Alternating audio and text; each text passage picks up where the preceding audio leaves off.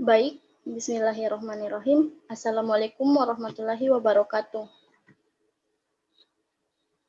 Pertama-tama, marilah kita panjatkan puji syukur atas kehadirat Tuhan Yang Maha Esa, karena berkat karunia-Nya kita dapat melaksanakan kegiatan pada hari ini. Baik, pada kesempatan kali ini, kelompok kami akan memaparkan materi mengenai etika, moral, dan akhlak. Adapun kelompok kami terdiri dari Wina Rizka Nevia, Sri Reskita Samsuri, Elsa Adrianti, Nurningsi, dan saya sendiri, Andi Dwi Amelia Ahsan. Poin pertama dari materi kami akan dibacakan oleh Sri Reskita Samsuri. Kepada Sri Reskita Samsuri dipersilahkan.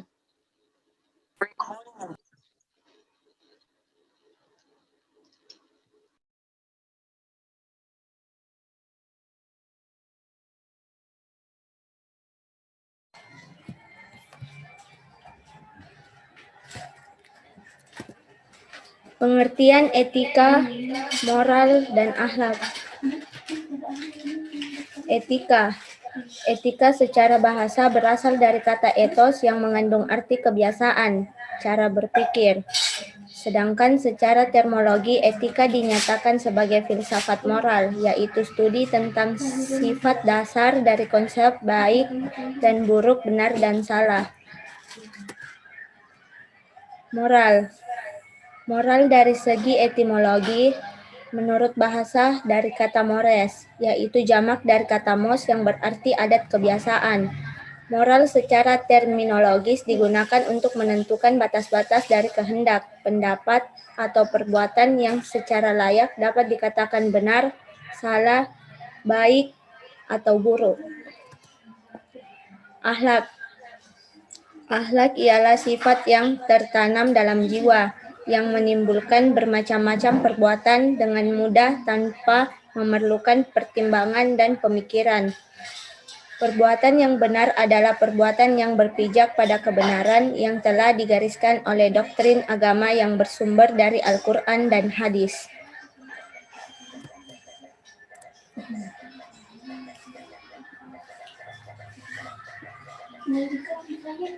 Baik, poin selanjutnya akan dibacakan oleh Wina Rizka Nevia. Kepada Wina Rizka Nevia dipersilahkan. Proses pembentukan akhlak. Proses pembentukan akhlak. Pembiasaan untuk membentuk akhlak yang baik dapat dilakukan dengan cara melatih jiwa kepada tingkah laku yang baik dan mengendalikan jiwa untuk menghindari tingkah laku yang tidak baik. Pembiasaan dapat menumbuhkan kekuatan pada diri untuk melakukan aktivitas tanpa paksaan. Refleksi diri. Strategi refleksi diri dapat dilakukan dengan cara senantiasa melakukan perenungan atas segala perbuatan baik maupun buruk yang telah diperbuat dalam setiap rentang waktu tertentu, baik menit, jam, maupun selama kehidupan ini, dalam hubungannya dengan Allah dan sesama. Perlu disertai dengan kesadaran menganggap diri sebagai individu yang banyak kekurangan daripada kelebihan.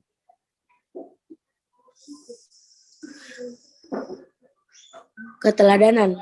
Akhlak yang baik tidak dapat dibentuk hanya melalui instruksi serta anjuran, tetapi diperlukan langkah pemberian contoh teladan yang baik dan nyata dari diri dan lingkungan sekitar.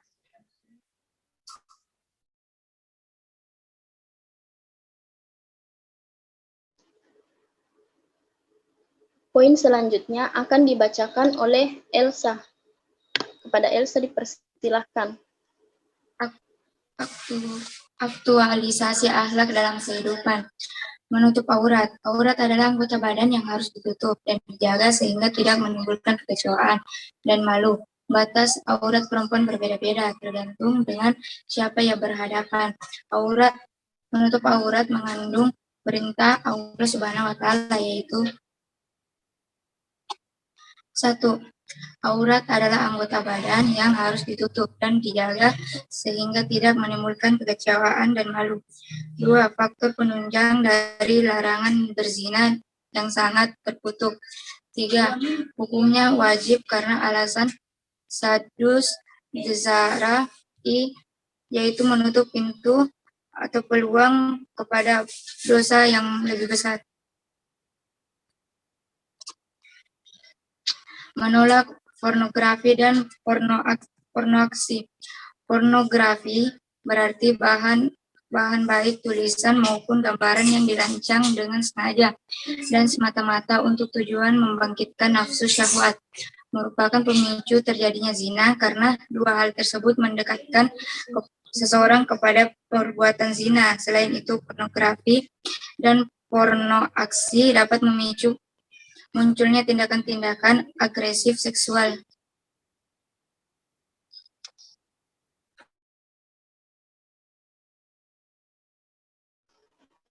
Untuk poin selanjutnya akan dibacakan oleh Nurningsih. Nurningsih, persilahkan. Kedudukan dan ruang lingkup akhlak dalam Islam. Kedudukan akhlak dalam Islam. Akhlak dalam perspektif Islam merupakan mustika kehidupan yang menghantarkan kesuksesan seorang muslim.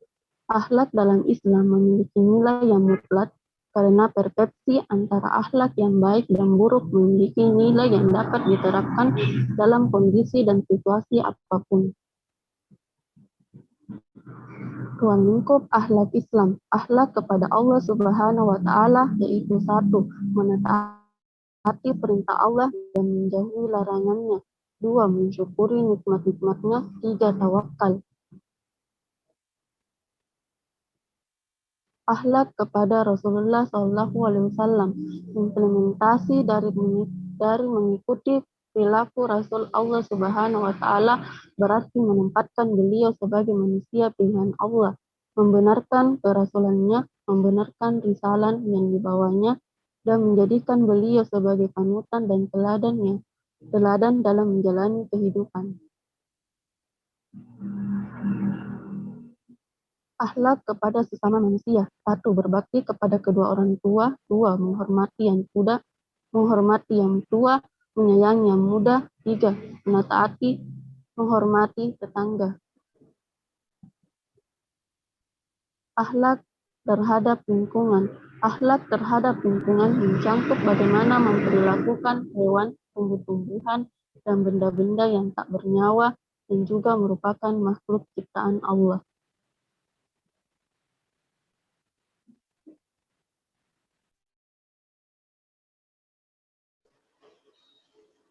Itulah tadi materi yang sempat kami sampaikan. Mungkin sampai di sini ada pertanyaan?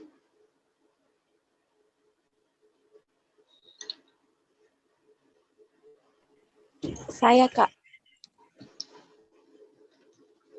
Ya, dipersilahkan. Pertanyaan saya, apa hubungannya antara moral, etika, dan akhlak? Terima kasih dengan penjelasannya.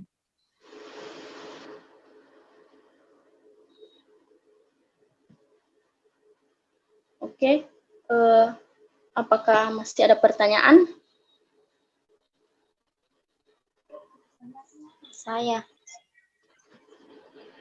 Ya, dipersilahkan. Bagaimana tips cara untuk konsisten berakhlak baik?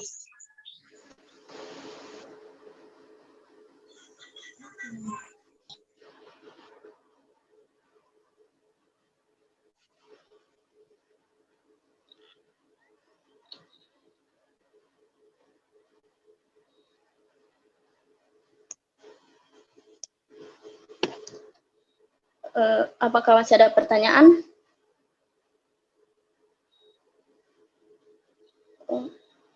Jadi, ada dua pertanyaan. Yang pertama, apa hubungan antara etika dan akhlak? Dan yang kedua, bagaimana tips atau cara agar konsisten berakhlak yang baik?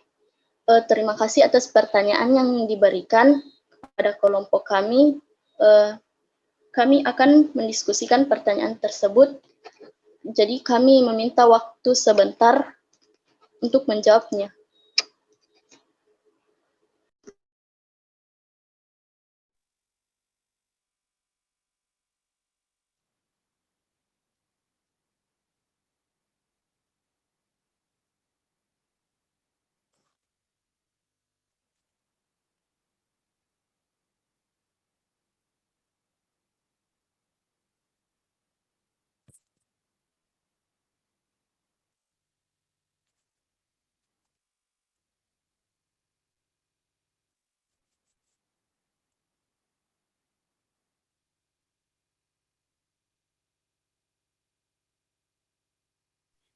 Baik, saya akan menjawab pertanyaan, yaitu apa hubungan antara etika, moral, dan akhlak. Ketiganya sangat berhubungan. Walau namanya manusia adalah tempat lupa dan khilaf, tetapi ketika berhubungan dengan kebaikan dan keburukan di mana orang moral berhubungannya dengan benar atau salah, dan akhlak adalah takaran atau faktor yang menjadikan orang dinilai berdasarkan pengetahuan akhlak.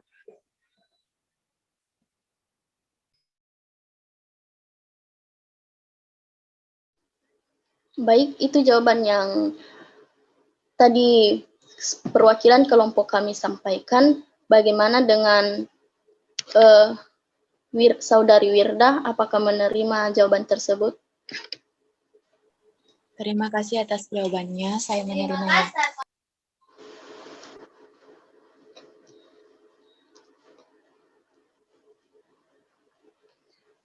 Baik, terima kasih. Pertanyaan selanjutnya akan dijawab oleh Saudari Nurningsih. Baik, saya akan menjawab pertanyaan bagaimana tips atau cara untuk berakhlak baik, yaitu 1. Berteman dengan orang yang baik, 2. Mengetahui batasan kita, 3. Terus belajar hingga tidak menjadi orang yang bodoh sehingga mudah dibodohi, 4. Sabar dan ikhlas dalam menghadapi hidup, 5. Jalani apa adanya tanpa beban, 6. Berdoa kepada Allah Subhanahu wa Ta'ala dan mendoakan orang tua agar tetap sehat selalu, 7. Minta ridho orang tua setiap akan melakukan sesuai ataupun berpergian.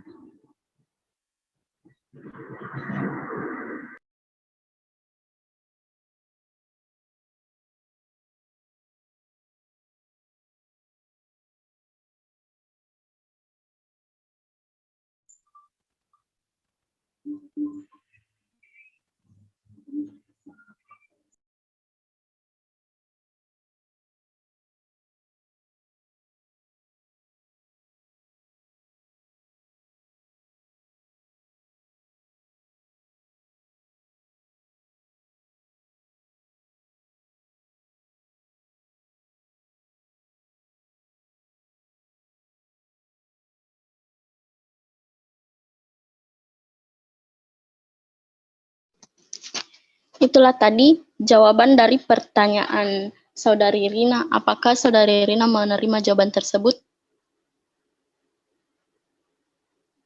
Ya, terima. Terima kasih.